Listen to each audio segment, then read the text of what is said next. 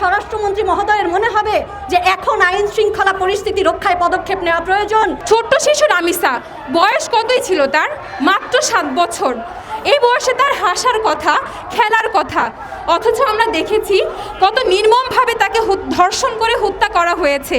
এবং সবচেয়ে আশ্চর্যজনক বিষয়, অপরাধীর স্ত্রীও এই অপরাধের সাথে জড়িত। এমন মানসিক বিকারগ্রস্ত সমাজ আমরা চাই না। বাংলাদেশে এই ধরনের সমস্যাগুলো যখনই প্রতিবাদ করা হয় তখনই নতুন একটা ইস্যু এনে এই বিষয়গুলোকে ধামাচাপা দিয়ে আমরা এড়িয়ে যাই। রামিসার ঘটনায় যদি কোনো মন্ত্রী বা এমপির পরিবারে হতো তাহলে তার অবস্থা কি হতো? তারা কি এভাবেই চুপ থাকতো?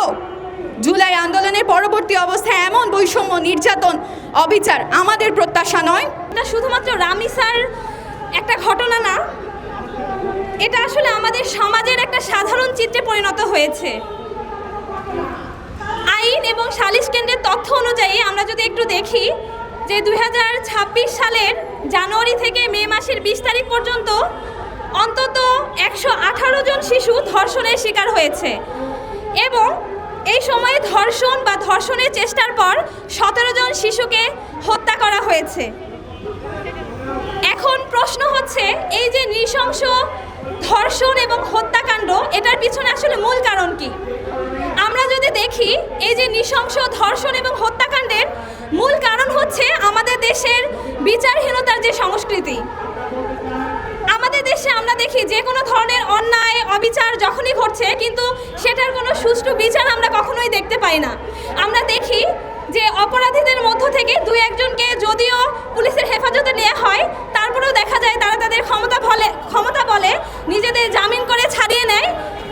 এই যে ঘটনাটা, যে বিচারহীনতার যে সংস্কৃতি, এর ফলে আসলে কি হচ্ছে?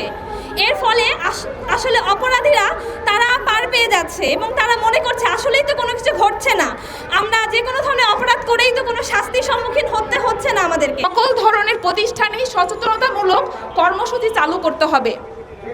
3, বিচারহীনতার সংস্কৃতি বন্ধ করে আইনের কঠোর প্রয়োগ নিশ্চিত করতে হবে।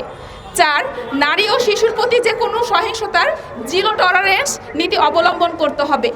আজকের এই মানববন্ধন থেকে আমাদের এই দাবি এবং প্রস্তাব আমরা পেশ করছি। আসুন আমরা একত্রে নারী এবং শিশু সহিংসতার বিরুদ্ধে আমরা প্রতিবাদ করি। আমরা আশা করি বাংলাদেশ সরকারের স্বরাষ্ট্রমন্ত্রী সহ বাংলাদেশের প্রশাসন এই দাবি এবং প্রস্তাবগুলো তাদের বিবেচনায় নেবে এবং জরুরি ভিত্তিতে দ্রুততর সময়ের মধ্যে এগুলো বাস্তবায়ন করবে।